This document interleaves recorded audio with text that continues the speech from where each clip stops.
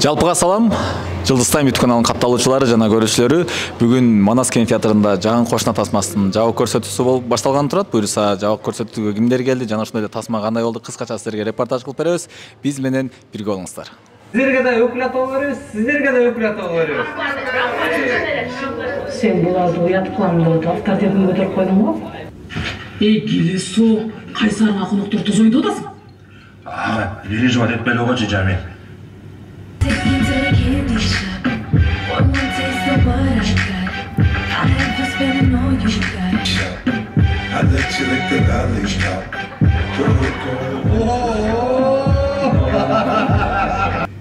Seninki aerodikten ne? Seninki aerodrom bulup var.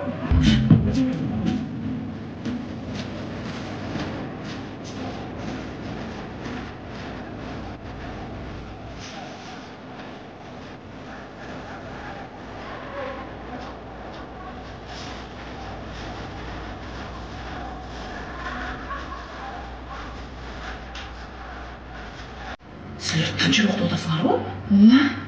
Не oldu? Мейрамда. Jamila, ne oldu? Просто bir ayda bir tasarruf turbasanlar, bir nerseler bol öğret bu uyda.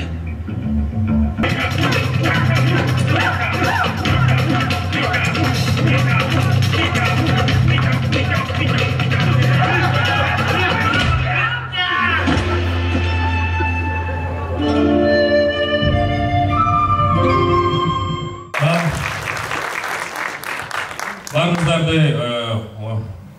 orazamızlardan kutuktayım, Ramazan'a kut bolsun, geçiresler artık neçe vakit alamaz. Andan keyin elbette uşul sumen da oluzlar açsanızlar болады. Demek hazır oturanlar gelingizler, mına uşul tasmanın rejissörüne bir kura bolşalar bolsun, men dostum Belek Turgunov. Çok rahmat, kutmanın özlemen, kıymetli görüşçüler.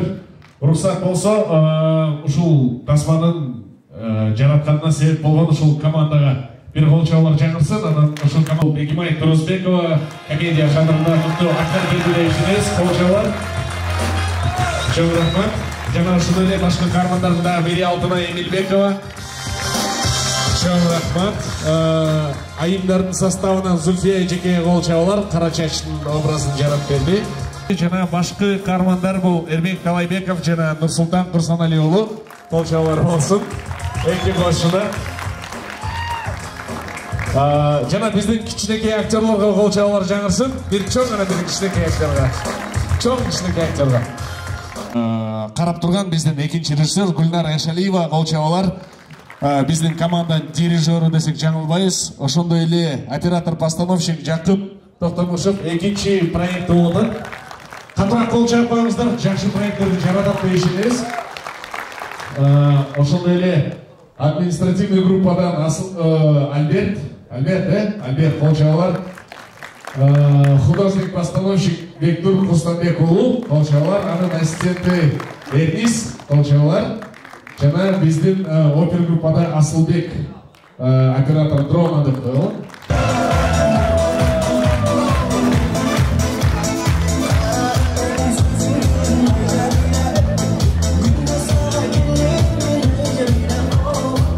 Assalamu alaikum. Assalamu alaikum. Паке, кинонун сценаристи. Аябай мыкты аткарсыз, башка каарман. Рахмат. Келгениңиздерге рахмат. Куттуктайбыз. Рахмат. Анан кошуналар деген бир жакшы теманы кармалгансыздар да. Чындыгында баягы кошуналар менен чогуу жашайбыз. Көбүрөөк убактыбызды негизи ошолор менен өтсө керек мындай. Бирок байкабайт экенбиз да, ушундай урушпай, талашпай эле атаандашкан кошуналар деле негизи көп да. Ооба, ошол жалаң ушу кошуналардын арасындагы темаларды көтөрөлү дегенбиз. Ошо жаңы кошуна деп тарттык. Ошо. Өзүңүз негизи жашоодо кошуналар менен кандайсыз? Кошуналар менен жакшы элемиз деген бияка Бишкекке көчүп келгенден бери ошо 1 жашта көчүп келгенбиз. Ошончо бир кошуналарда баардыгы мени таанышат, мен аларды тааныйм дегендей жакшы мамиледебиз. Баягы атаандашмай чыгып кет демей жок. Андай. Жок, андай жок. Негизде баягы ошол бүгүн тасмага жабык көрсөтүүгө кошуналарды чакырдыңыздарбы? Жок, кошуналар келбей калды окшойт. Ошо чакырып койсом болмок экен деп көрүп алып турганын эстедим.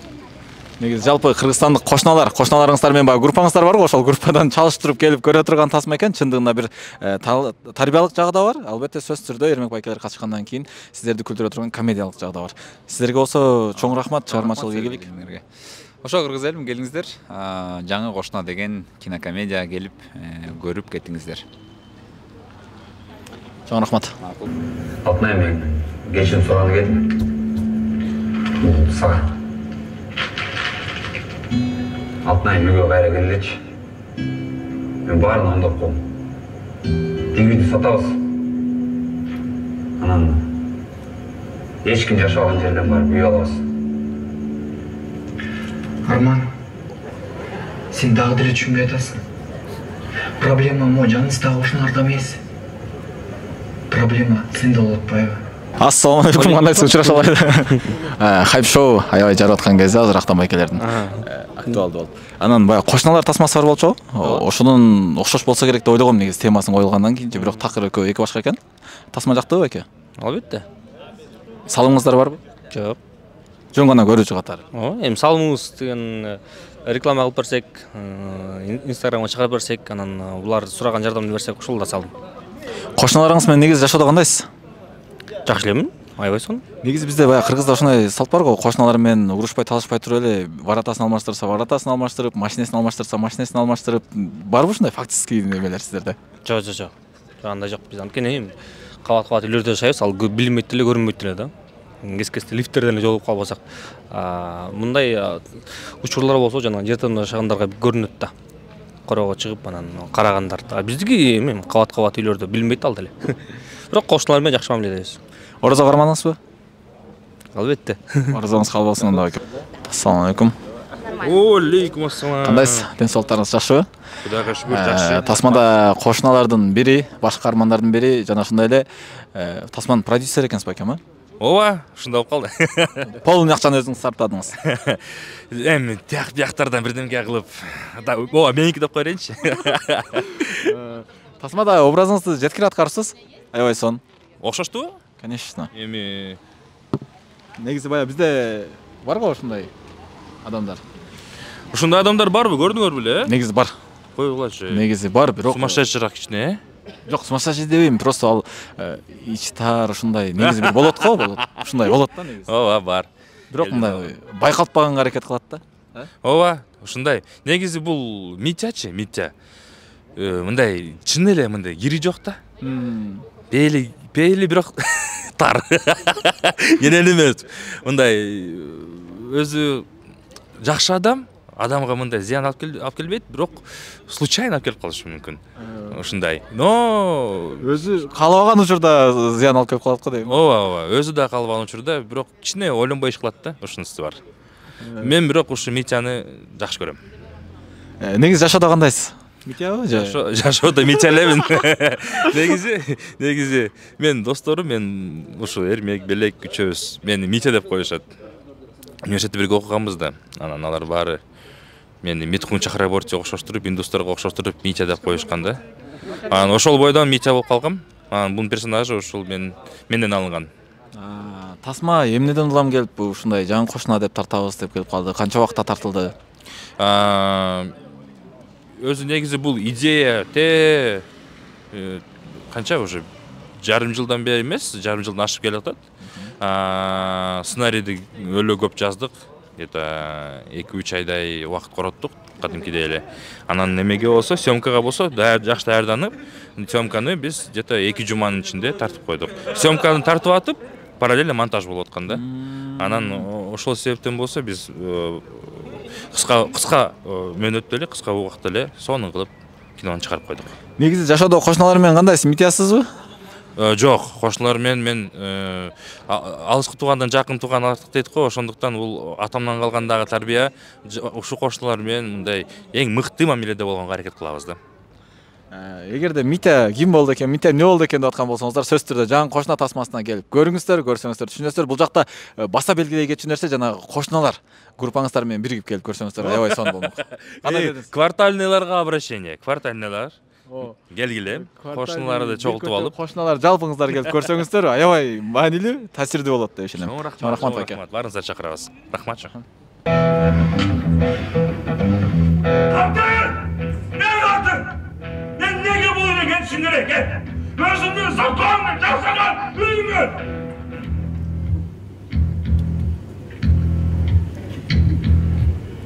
Bu uydu ben sallam Cemile. Öz kolumunu ağır bir kirpişli tizip çıkan.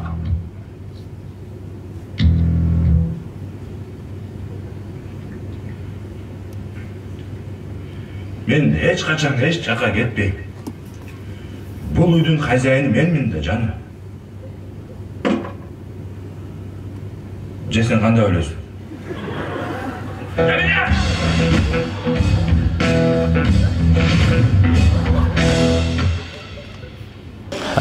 Мынакей бул жакта сценаристтердин бири Бектур Усенов ага турат. Ассаламу алейкум. Кандайсыз? Финалына жеттим ушунда.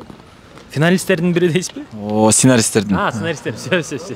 Сценаристтердин бири Бектур Усенов бул жакта турат деберди. Кандайсыз аке? Ораза кармадыңызбы? Тилекке каршы карман жок. Экөөбүз бир экенбиз анда. Жок, муну баягы көрсөткөн калып алдым, чындыгында сон жасаптсыздар. Рахмат.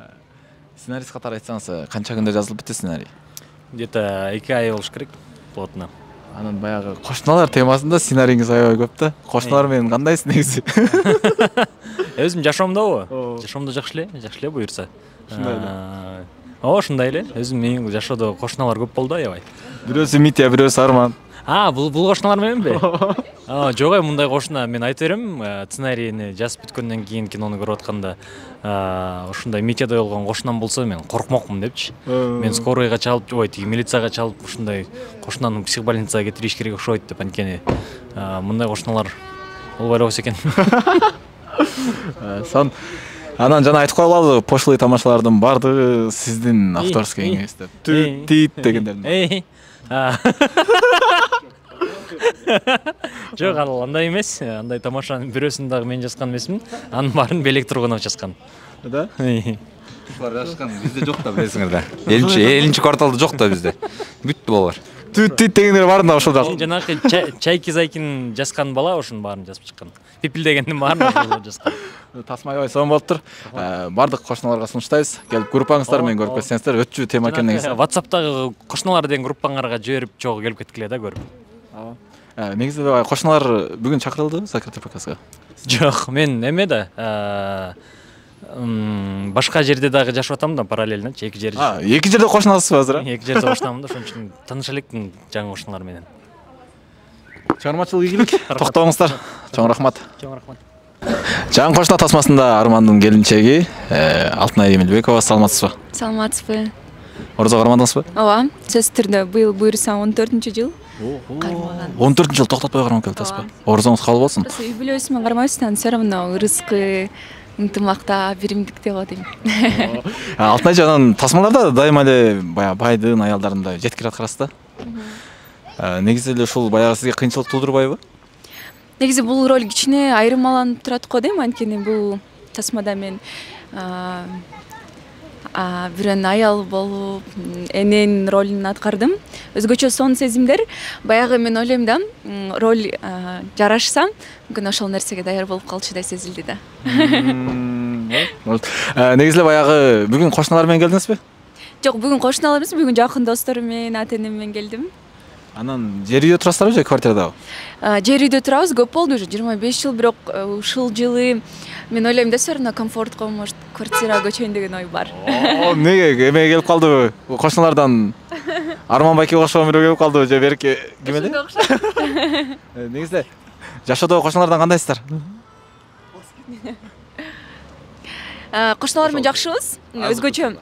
Ооба, өзгөчө ынтымак эмеде биленет го. Ушул орозо, допустим, айтта биз ар бир үйлөрүнө кирип чыгабыз. Сон Баяндай жок. Азыркы кошуналар менен, чыныгы жашоодогу кошуналар менен. Ошо чыныгы жашоо кошуналар менен айтып атпаймынбы? Жакшысызбы? Ооба, жакшыбыз. Атандашмай. Жок, андай жок. Барат алмаштырса барат алабыз. Жок.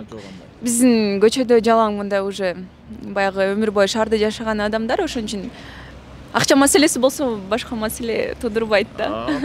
Квартальный кандай? Квартальныйга ошол справка алыш үчүн эле барбасак, мындай көптү эле тааныбайт экенби. 100 000 сом жеп койгон учур болбоду беле? Жок, андай болгон жокпуз. мыйзам чегинде. Албетте бардык көрүүчүлөргө сунуштайбыз. Дагы бир ирет кайталап кетели. Кошуналарыңыздар менен келип көрүүчү тасма экен. Чындыгында балким кээ бир кошуналарда бар ушул көйгөй. Мен ойлойм, ушу көп эле жерде бар болсо керек. Негизи барыңыздарды ушул тасмабызды көрүүгө чакырам. Негизи биринчилерден болуп, баягы эмне деп коет, отечественный производствону колдош керек.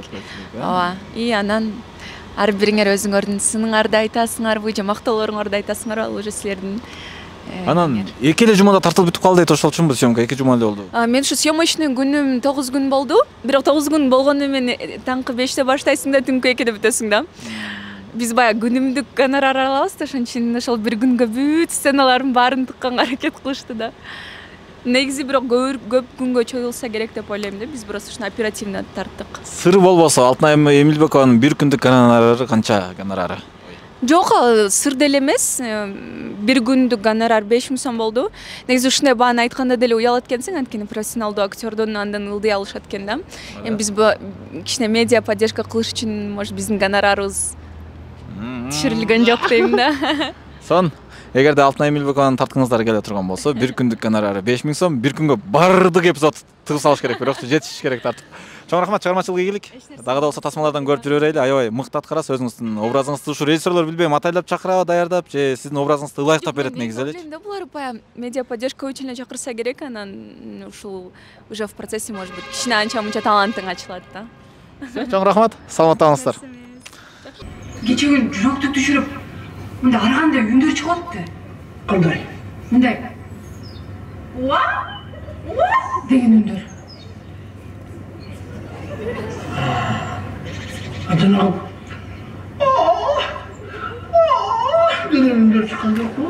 Мына ушундай жаңы кошуна тасмасынын бет ачары бүгүн орозого байланыштуу саат 3-тө башталат деп, 3:30 башталды. Эртерээк бүттү, кино бүтүп бардыгыбыз эшикке чыккан маалыбыз. Жана ошондой жаңы кошуна тасмасы ушундай суу менен 2 финикти коюп келген көрүүчүлөргө ооз ачарга эгер жетишпей калса даярдап коюптур. Аябай сонун, жана ошондой эле тасма туурасында ар бир көрүүчү өз оюн айтты. Тасма бүткөндөн кийин ушинтип сыртка чыгалы туруп калабыз. Ассаламу алейкум.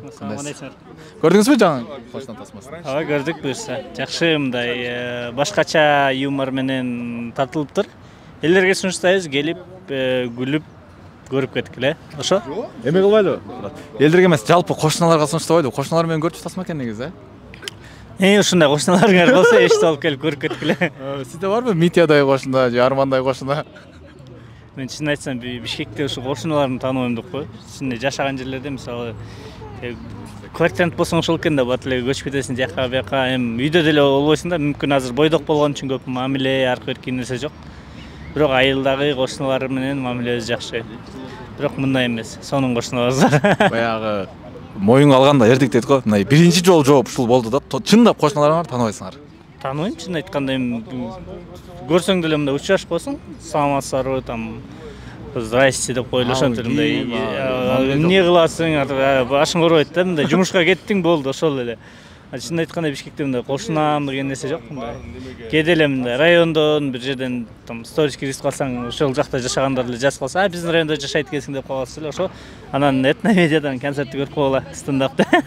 Ошо негизи чындыгында кошуналарды баягы чындыгында Бишкек шаарынын тургундары түшүнсө керек. Мына айрыкча домдо жашагандар кошуналарды тааныбайт. Чындап эле бири-бирин. Ошондой эмес, биякта даже айтпайт Бишкекте. Ошонусу жакпайт, мисалы. Айылда болсо айт күнү мындай майрамдай болуп чыгып алып, айт намаздан чыгып алып, элди аралап, тияка барып, бияка кирип чай ичип, сүйлөшүп, мындай майрам болот го. Бияка айт намаздан кийин дальше машиналарын айдап алып, мындай делдиреп жүрүшөт. Ошо этномедиадан стендапты көрүп койгула. Саламатта болгула. Чоң рахмат.